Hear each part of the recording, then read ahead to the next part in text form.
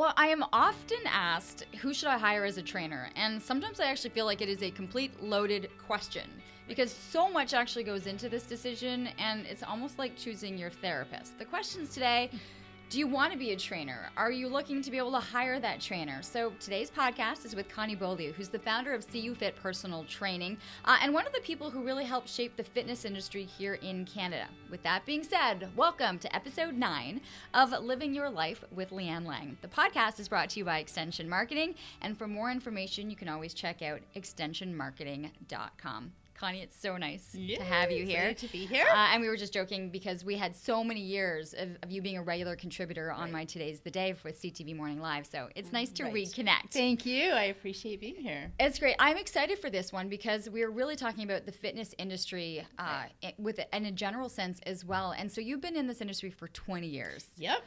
I'm assuming there has been a drastic change in the industry from the time you started to what we're seeing now. Right, totally. And we're talking from, methodologies and the way people train and the way people work out to, where they find their information, where trainers find their information, where the general population finds their information.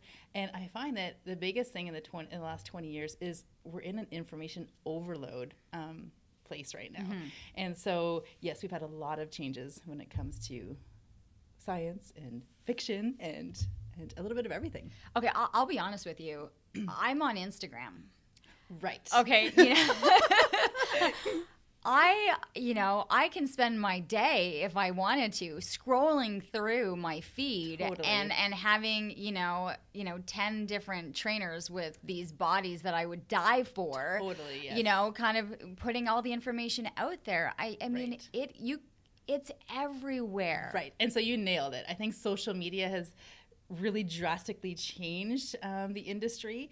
Some positive and some maybe not so positive. And so when you talk about Instagram, it's good in a way because people are finding trainers or fitness idols or icons that they love and they idolize and they follow. And so every day they're motivated and then they're inspired by these individuals, which is fantastic. And some of these individuals have, thousands of followers. And so you believe that, if all these people are following them, they must know what they're doing. And if they look fantastic, I got to do what they do. And then on the other side, you have some veteran trainers, per se, that aren't really into the whole social media realm, it's all new for us. And so yes, it's great. Social media is fantastic and people are finding their way through social media and through Instagram and following trainers there. But also we want to make sure we stay focused on the science that's out there and choosing the right way and doing things correctly. Okay. Yeah. How did you actually get into the business? Right. So, I started right out of high school. I thought I wanted to be a physiotherapist, and then working as an assistant, I realized that I wanted to be on the preventative side. So I wanted to be more on the conditioning side of things. So I went to university, I went to college, I obtained my degrees and my diplomas, and I became certified. And I started working with people. So you get into the industry as a trainer, as this coach. You start on the larger scale of things, working for the big guns, right? Big commercial gyms. Clubs. Yeah. Yes, exactly. Okay. What was the decision? What are the benefits to kind of starting out that way, and then how does it kind of morph into something else? Great question. I think what a lot of people, when they're starting out, a lot of trainers are entrepreneurs by heart, and they want to get out and they want to start their own business. They want to open their own gym. They have these great dreams, which is fantastic. But for me and my own personal journey, starting through a commercial health club was fantastic because you're surrounded by a team of people that can help you and guide you and mentor you. You're also able to watch what's going on. You're also in front of, thousands or hundreds of people, of members that need your help. So you're right there in front of people. So I really do believe in starting that way, to really just immerse yourself into that culture and the environment. Okay. Am I fair to say that, I am a member of one of those big gym franchises. And I sometimes get incredibly frustrated when I walk by the sales pitch. Oh, yes. And it drives me insane. Like, I want to be Right. able to say to the person who's getting the pitch, like, Right. like run. You know, you don't need all Yes. this. Like, it's an unfortunate side, but there really is a sales pitch side to it. Yeah. Am I fair to say that without? Totally. I'm not knocking it. Yeah. but For sure. I mean, it's unfortunate that some people feel that it's pitchy, and it's unfortunate that some people present it as a pitch, because in the end, we're there as an entire industry to change people's lives and to help them feel better, become healthier, become fitter. When you walk into a facility and you have the staff that are more pushy and more salesy, they're there fulfilling goals. Because mandates. They have mandates. Right. I mean, it's a business, right? And so at the end of the day, in order to keep the doors open, they need members. And so unfortunately, some of the staff take this just a little too far and lose sight of what the mission is. And if our mission is to help people and to change their lives and to really believe that where we are, the facility we're in, is going to make that happen, it should happen naturally. And so I hear you, because I've been in clubs where I've seen a trainer actually in front of a gentleman who was in his late 80s, and he wouldn't let him leave, and he was really trying to force him into this sale of personal training 3 times a week for a year. And for this man, it was overwhelming. He had never trained before in his life, and so to be told by this early 20-year-old jock that he needs to come in 3 times a week for a year and to commit right up front, that's sometimes really intimidating. Right. So yes, there is unfortunately sometimes too much of an aggressive sales type behavior. Yeah, that was one of the things. I just was like, let them come in, let Yeah. them feel it, let them get it. Exactly. And then they'll look around and be like, oh, I'm walking around the gym walking around not knowing what to do. Right. Let me kind of get to this organically that I want to be able to Yeah. have. It's just one of the things that really drove me crazy. Yeah. How do people get into this industry? Because I want to talk about the fact that you actually are responsible. If you've got trainers out there, you're actually one of the people responsible for certifying Right. and letting those people back into these gyms and training them. So what Right. goes into, for someone trying to get into this industry or wanting to become a trainer, what goes into the certification process? So a lot of times when people want to become personal trainers, it comes from either a passion, so they like to work out, and so they want to do that as a job, or maybe it comes from a pain. So maybe they, in their previous years, were overweight and they lost weight, and so that fitness healed them, or maybe they're clinically depressed and they know that through exercise it makes them feel better, so they want to help others. And so basically that's where that passion starts. And then from there, to become certified, there's various ways to become certified, and especially now with the online world, there's so many organizations that you could become certified with. So obviously I recommend Okay. I recommend if you're young and that's your passion, I recommend going through the university and college avenue, right? So you're going to get your base knowledge, you're going to get all of that strong science background that you need to become an educated professional. But beyond that, if you're a little bit later, or if What maybe programs then are you? So you've got a kid right now who's 18, 19 and wanting to do this. Sure. What programs are they applying for? So human kinetics in any of the universities is a fantastic program, right? So they'll do everything from dissecting cadavers to learning about exercise physiology, psychology, and all the aspects that we need when we're working with people. And then you have college programs. I did a university degree and I did a college program. And to be honest, my college program really prepared me practically to work with people. And I did fitness and lifestyle management through George Brown College, which at that point was the best program across Canada. But there's others, right? They're popping up in a lot of the colleges now because it's so much more popular. Okay.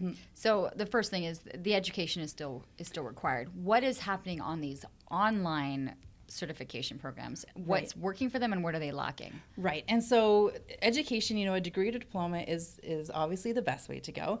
Beyond that, we do have, weekend certifications or online certifications. What's lacking in the online world is they don't know who's sitting behind that computer. So I've known people that have written the exam for someone else, and that someone else receives the certificate in their name. So for example, if you wanted to take the certification, I could do your exam, and then Leanne Lang is certified because you're the one that applied. So there's a little bit of control lacking there as far as the industry goes. In-person certifications, I believe, have more of a control on that because you see who your person is. Plus, you're getting that live interaction. So, yeah.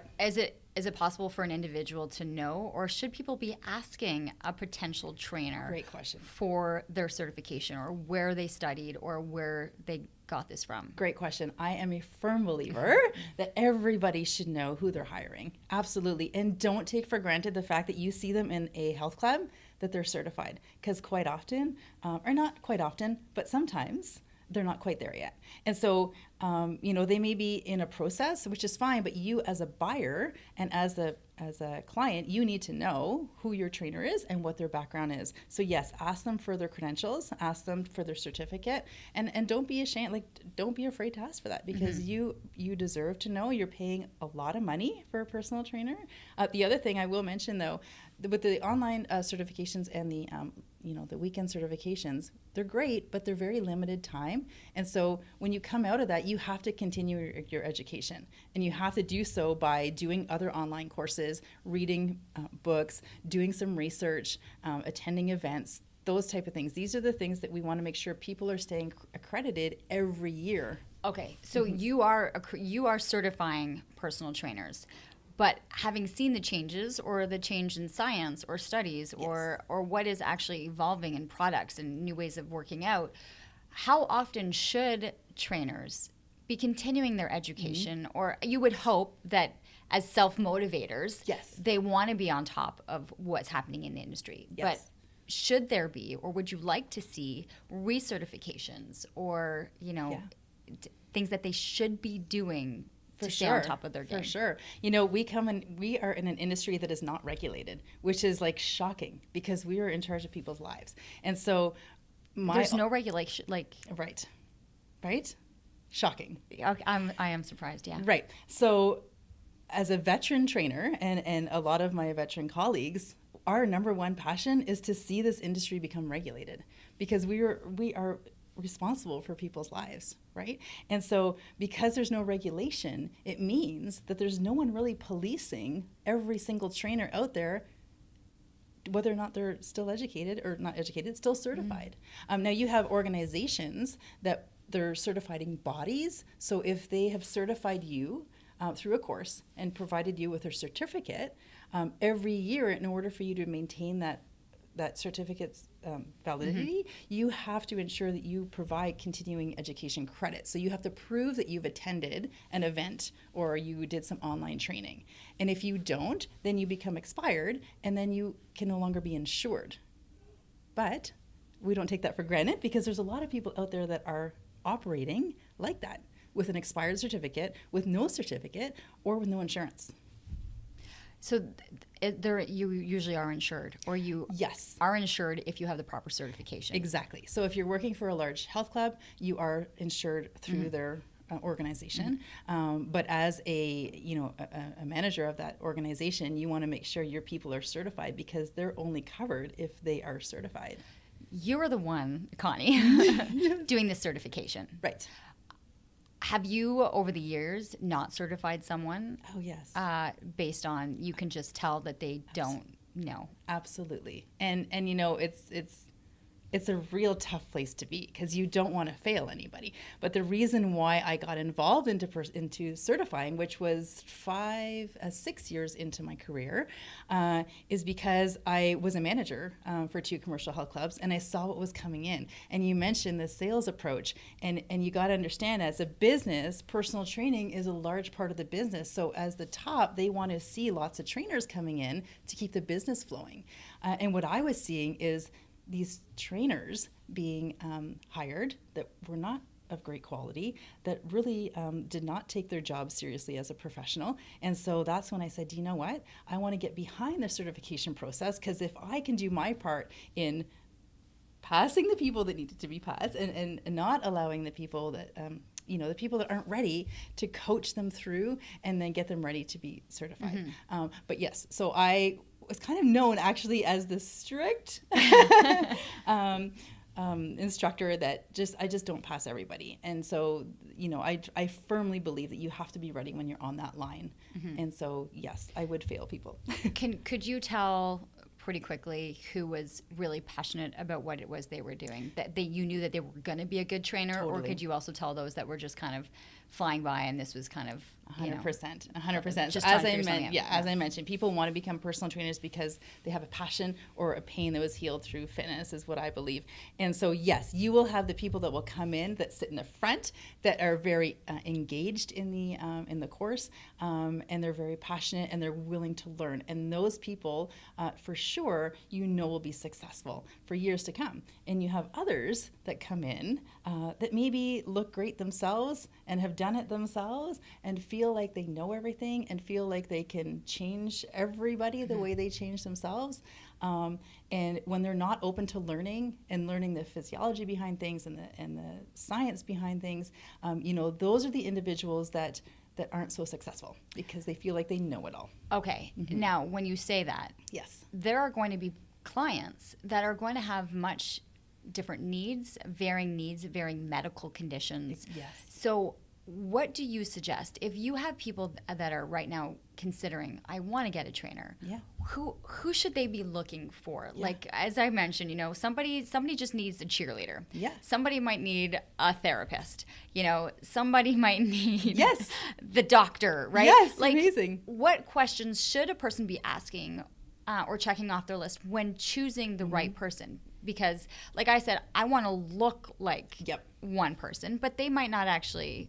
They could do it for themselves, but can they do it for me? Exactly. Right? Okay. Yeah, and so you have to understand that. So people that you may follow on Instagram, and I'm not saying that Instagram trainers aren't certified. Some are, some aren't. But what I'm saying is just because someone looks fantastic and they have a low percentage body fat and they can move amazing, it doesn't mean they're going to be able to make you move like that or look like that. So my recommendation is always know what you're looking for. So what motivates you? For some people, for you personally, you want to look like the person you're going to hire. For some people, that's intimidating. And so they don't really want to hire somebody that is, quote unquote, perfect looking. And so what I always recommend is know who you're looking for, know the points that you want to see in somebody, and then interview them. Meet with them. Should you be right? So you don't just get the trainer that the gym is giving you. Totally. Are you allowed to say, listen, I'd like to interview 3 potential trainers? Yes. Okay. Absolutely. And it goes both ways, right? And so, for example, as a trainer, I may not be a good match to the client, and that's fine too. And the client may not be a good match to the trainer, and that's good too. And it's a mutual agreement that must be made. And you guys, that's why the meeting is so important. So yes, the health club will say, hey, you're up next for this potential client. But if you're not a match, then let's move on to the next person. And that's for both people, especially if they're committing to a long-term investment of personal training with this individual. If they're not a match and they're not motivated by this person, like for me, I don't want someone who's going to spend an entire session talking and explaining everything in fine detail. I want to get to work. I want to know what I'm doing, but I want to get to work. So if I have that trainer that doesn't put me to work, that's not going to work for me. Well, and sometimes I'll be, because I'm in the gym, I'm very observant. I watch, right? Yeah. I really do watch people. And sometimes I feel like this person's really just there for a therapy session, right? Yes, they're lying there in a stretch, and I'm listening. I'm like, oh, you should be paying triple the amount and going on in a doctor's office right now. It's sometimes it's the outlet. You got it. Or it's true. Everyone is looking for something different. This podcast is brought to you by Extension Marketing. They are a new breed of marketing agency that acts as your virtual marketing department, designing and implementing cost-effective marketing strategies that will grow your business. I can speak to this personally, as I've been using the Extension Marketing team to help me launch and grow my business. Founder Pat Whalen has been a lifesaver for me, a genuine coach, guiding me along the way into uncharted territory. Tell them you're a friend of the show and receive a free 1-hour consultation. Check them out at extensionmarketing.com. So for some people, they want to get in there and they just want to work out to a point where they feel nauseous. And some people are just going through the paces, and maybe they want to come in at the end of the day and talk to somebody, and that's I used to have clients that would literally come and say, hey, this session, could we just like sit in the office and chat?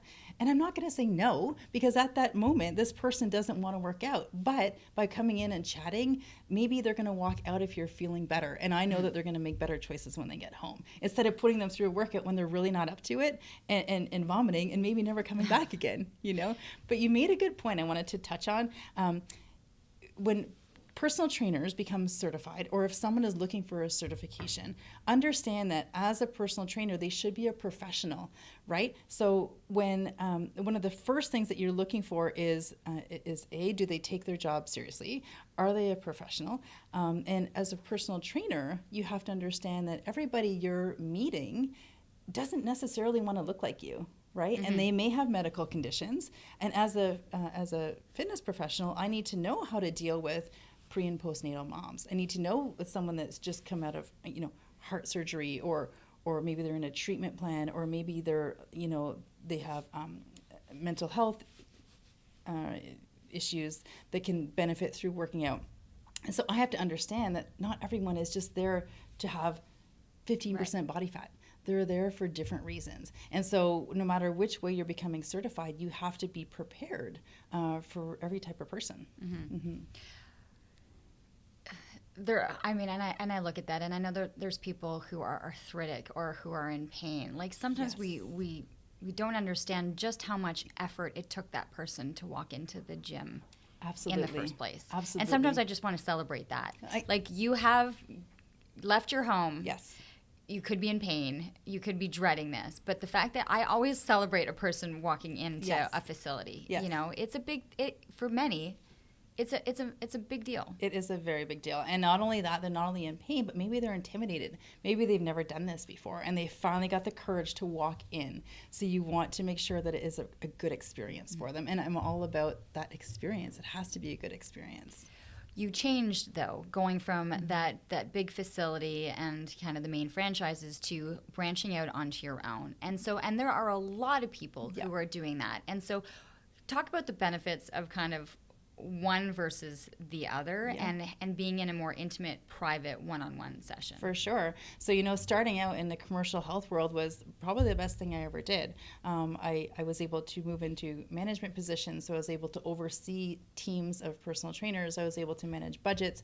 I was able to see how things operate, which to me only helped me grow. So I spent 8 years doing that.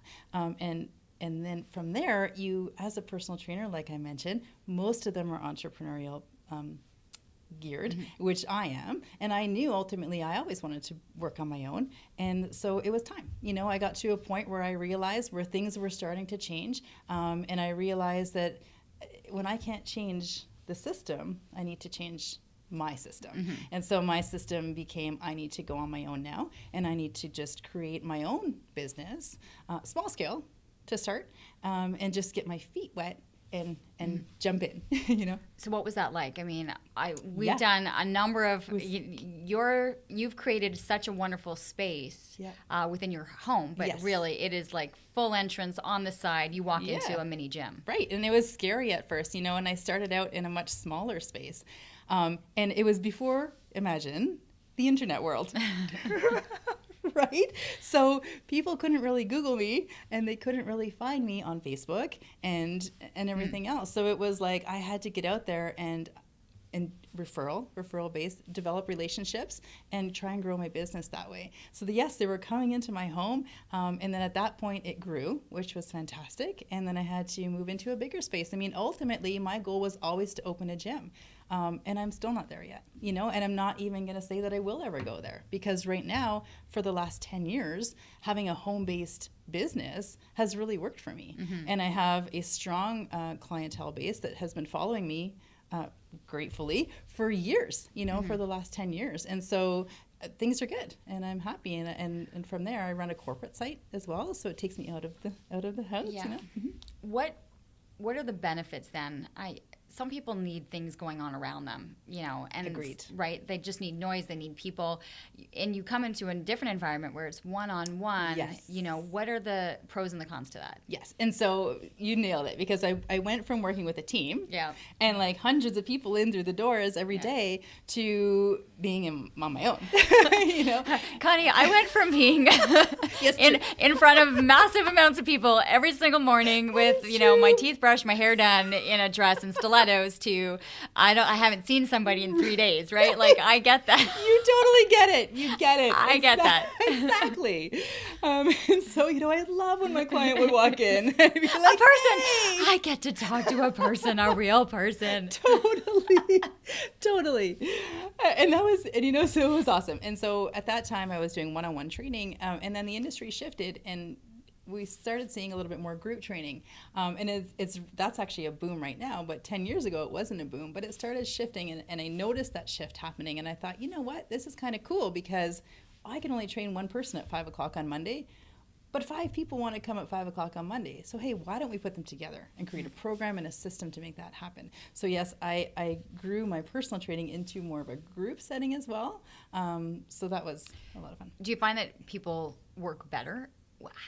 Okay, you have an individual. Have you seen them work one way on their own and another way when there's 5 other people? 100%. Okay, what do you see? 100%. So, you know, by human nature, we naturally want to show off in front of other people. You know, it's just like a human instinct. And so I think when people are within a group or a small group, they're motivated by each other. And it's a little internal competition, and not necessarily competition, you have to be better, but it's just a little competition. And for some people, they actually don't like groups. So they're very I was going to say, for against. someone who's going, I'm not into the competitive Yes. thing. I don't want that. Or they don't want to, right, they just don't want to be with other people, and they don't like the noise. And for some people, that one-on-one personal training is still working for them.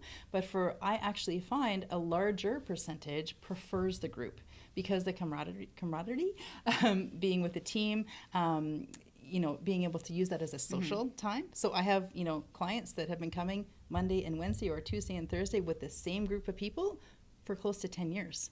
That's their tribe now, right? So they know that if they miss their session on Monday, they're not just missing me, they're missing their tribe of people. Has that been a big benefit? Like, have you Yes. seen the change of people, or even like an introvert now has friends or has an outlet? Absolutely. Like it's crazy. Like, it's just, they've developed this family feel with each other. And it's when you think about it, we're seeing each other 2 or 3 times a week.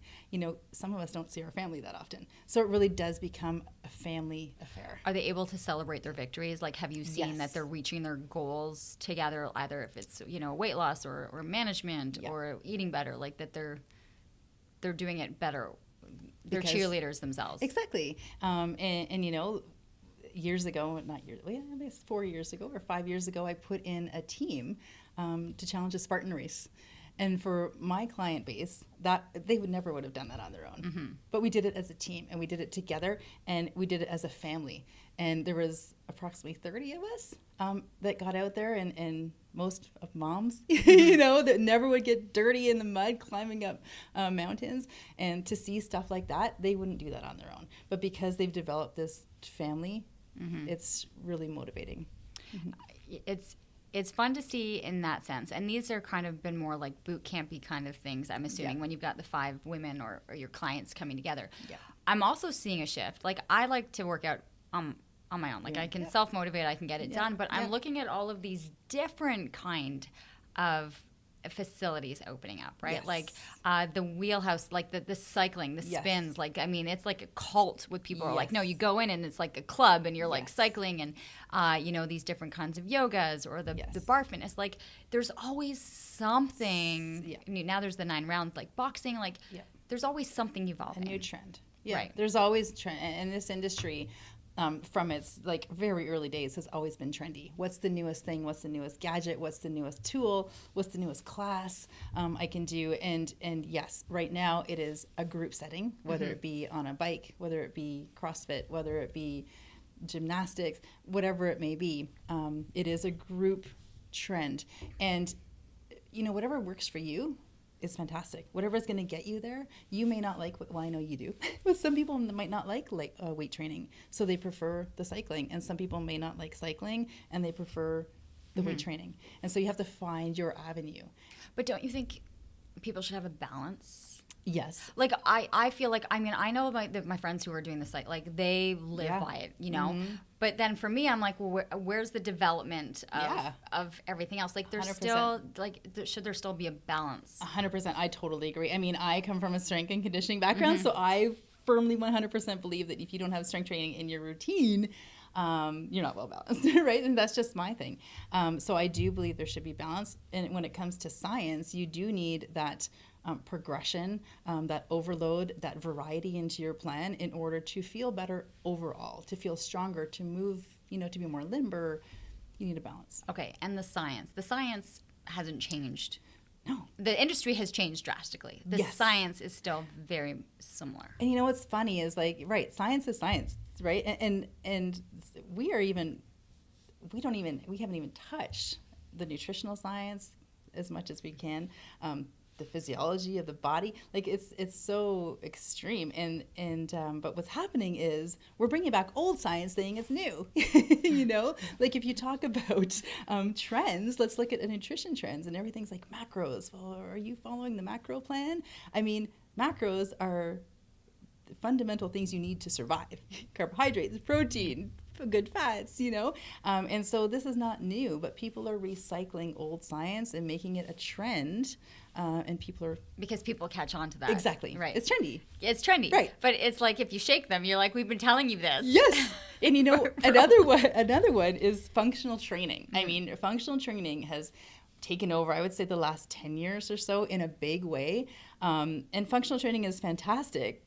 You move the way your body should. But let's not forget about traditional lifting, right? Because that worked for years. Let's not forget about a bench press or, a lat pull down. Let's not forget about the traditional moves that we've done for years. And functional training is fantastic, and we should incorporate the two. But yes, sometimes science gets a little too trendy, and we lose sight of the basics. The basics. Yeah.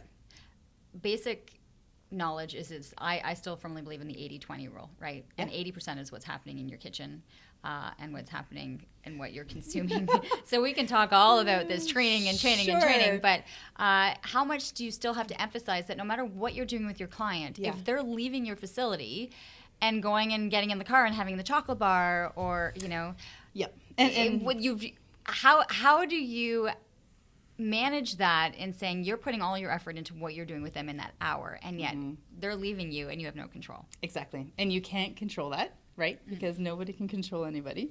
But what you have to do as a fitness professional is inspire people and educate them to a point where they want to do it for themselves. Because if they're just coming in for their workout, like you said, and you see a lot of these new trainers that think that the biggest, baddest, hardest workout is the greatest thing you can do for your client, that's not always the case, right? You have to be able to get them in, educate them, and empower them to want to continue on their own. So when they're at home, they're making the right food choices. They're doing their homework. They're working out every day or every second day in order to maintain progress.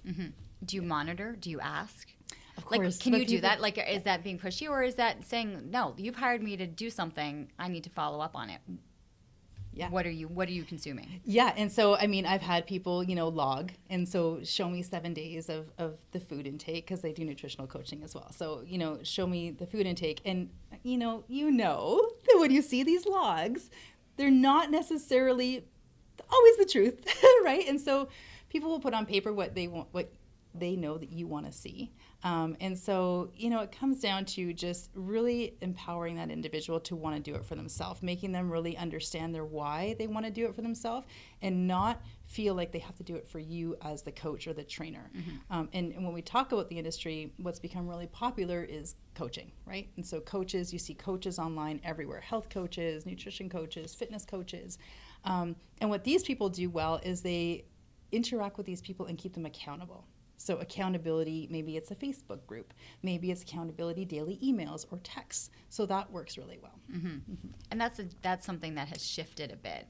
That as a personal trainer, you've got 30 clients that you're seeing, or Yes. like you're not able to email everyone out No. saying, how is your day going? What have you eaten today? But Yeah. the coaching is Yeah. taking on its own. And that's where the groups come into play, because you could do group coaching, and you take advantage of technology, right? So That's where it's working for you. Yes, you could use software that does automatic emails or automatic text messages, and people just need to see, hey, how are you doing today? To remember, oh, right, better make the right choices, or I better go for a walk, or I better, work out. Okay, what do you think about that technology then, like the Fitbits? Yeah. And do you like them? Do you? Yeah, so there's definitely some that are more reliable than others, and some of them that aren't so great. I think what I love about them is it gets people moving, but what I don't love is when people are so, I guess, obsessed with that number, or obsessed with the counting and the logging and the recording everything. That becomes sometimes too compulsive, and it's not becoming a lifestyle. And so the technology, I find that some are great and some aren't so reliable. So if you kind of shake it, it says that you took a couple steps. Do you know what I mean? And so not necessarily you're actually moving. Can you tell the ones that are working and not? Yes. So the higher quality ones, the higher brand ones, the higher end ones, the more expensive ones are definitely some that are. So if you're going to make an investment in doing that, yes, invest in it. Yes. Because you're saying some you shake and then, yeah. oh, look, I magically right. took 10 like steps. a little, a little manual pedometer that you may get free somewhere may not be the best option. But the technology ones that have the software behind them, a little more reliable. Okay. Yeah. And do you like that it monitors heart rate, like how many steps taken? Like what for you is the main number that you're looking for from those devices? So when you look at calories burned, I mean, there's so much that goes beyond a calorie that you're not always getting the true value on these machines. And, even going back to like a treadmill or a bike or an elliptical, the monitor. Oh my God, don't use those. Right? I remember we did segments on that, yes, right? Yeah, yes. I never look at that Right. calorie counter or step. Like, I'm like, how Or do you heart rate. possibly know what this is? Right. Exactly. Or heart rate. Yeah. And like the best way to measure your heart rate is with a chest strap. And a lot of these devices, they're not using a chest strap, right? The treadmills, the watches. And so some of them are better than others, but it's not always an accurate reading. Okay. Yeah. Consider that. Yes. There are ways for you to become more knowledgeable, and we're not just talking for trainers, but for people to go to these fitness expos and to kind of do think outside the box a little bit, and that's something that you've been doing with your Activate for a number of years. So we knew the importance for you to kind of get out and certify, and why you were passionate about making sure the right people were getting into the industry. Yeah. What was your idea behind starting your own expo? Yeah, awesome. So it's been 5 years this coming April, and what really led me to this is I've been in this for 20 years. And so it's hard to stay motivated and focused, to keep transforming people's lives day after day after day. And so for me, what worked for me always is attending live events. And so, I would attend 2 or 3 a year, and they just fire me back up, and they educate me, and they provide me with the new tools that I need to keep going. And so for me, that was one of the avenues. The second avenue is, yes, I was educating people and I was certifying them, but then I didn't know what they were doing after. And so I wanted to provide an opportunity for fitness professionals in Ottawa to obtain continuing education credits. And thirdly, I expanded it to the general population because I'm so passionate about education and learning proper technique and protocols and methodologies.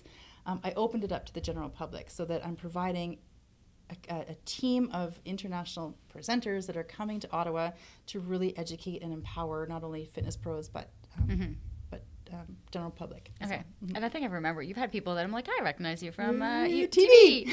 And so you've researched, and so this year, tell us a little bit more about Activate. Yeah, so this year I'm partnered with the City of Ottawa Parks and Rec and also Mavati Athletic, and which is fantastic. These two organizations have invested in their staff, invested in their personal trainers to educate them and to keep them inspired, to inspire their members, which is fantastic. And that's what our basis is. And so this year, I have 18 presenters coming. There is a full day of various tracks from movement to nutrition to science to resilience training, everything from A to Z for conditioning and strength and mobility. And it's on April 21st. And it's there's 5 different tracks, and there's a small expo where people can walk around. It's an interactive expo, so it's not huge, but it's you can take your body composition. You could try out an obstacle course race, and you could get a free massage. And so it's just something fun that I wanted to create for the city and for the community. Okay, so if people are listening to this podcast, it might have already happened, Yeah. but it is Yeah. happening here in Ottawa, April 21st. Yes. Where is it happening? At the Ottawa Conference and Event Center Okay. of Coventry. Okay. Yeah. And is there a cost for the general public? Is there... Yep, so it's $5 just to walk in and to walk around, meet some people, and to try the obstacle course. Also, we have a fitness class that they can take, and they could attend the keynote presentation, which is an inspirational message for everybody. And then if you wanted to take a workshop or a seminar, it is $45 to take one of the professional seminars and workshops. But you don't have to be an actual trainer to take Right. those. No. But you are encouraging, as you Yes. have been, Yes. trainers and people in the fitness industry Yes. to continue to expand their knowledge, You got it. their base. And so that's the opportunity for them at this. Yeah, we have expo. to, right? In order to remain that certification and to remain insured, we have to take continuing education courses. And so for me, that's why I created it for them. Okay. Yeah. Work and information to get in on all of this is On where? activatefit.ca. Okay. Activatefit.ca Yeah. for the expo. And then for CU Fit personal training, where are people going? Getsweat.ca. That's your new website. Yes. Yay, look at you, getsweat.ca. You know what? It's been interesting to chat and over the years to see kind of how things have evolved. And I've gotten caught in it because while I've been transitioning into kind of health and wellness and lifestyle, I find sometimes that I get caught up in what I'm seeing online, Yes. right? And it's just like, how are these people getting there? Or, and the one thing I do really like looking at is the transformation pages, Yes. where you Oh, see the transformations of people. And I just want to write on all of them, like, good for you. Yay. Like, so good. And I Yes. find those are the most inspiring. I cry at 2 things. Yep. I cry at soldiers coming home, like soldier Yes. reunions Yep. and Yep. surprising their kids. I'll cry at every single video. Yep. But I also get emotional when I do see the full transformation of individuals. And it's like the life that they've given themselves back, like tenfold, you It's know? wild, It is yeah. amazing to see. And not only that, but when you see a transformation physically, mentally, there's an even bigger transformation Yeah. has happened. Because to get there, they went through a lot of steps. And it's totally amazing.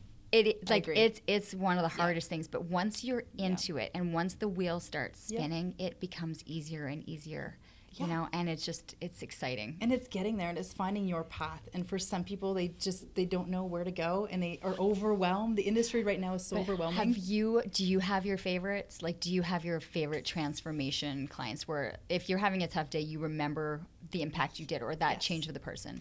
100%. And for me, it's more of a mental transformation. You know, it's helping people get through the day with no anxiety. It's putting a smile on their face when they're not so happy or they feel lonely or sad or depressed. And those, to me, that's my niche. For me, it's more of mental transformations. You know, I haven't really transformed someone where they've lost 100 pounds or 200 pounds, but I have transformed people into really getting out there and taking a bite out of life because they feel stronger, they feel fitter, they feel more empowered, they feel good. Yeah. Well, this is it. And for those of you who may be inspired to become one of those people, Connie's been able to kind of get you down the right path and know that if you were part of that list, this is definitely kind of the field that might be for you. You know, and it really is. And don't be intimidated by all the steps that you should take in order to find the right certification, the right education. It starts with passion. If you have the passion and you have the willingness to learn and to take the proper steps, you will be successful in your career, right? You've done a great job, Connie. Thanks. Oh, and by the way, looking forward to being a part of that on the 21st yes, to come out absolutely. and to be a part of that as well. Thank you so much for joining us. Thank you. There you have it, episode 9, Living Your Life with Leanne Lang.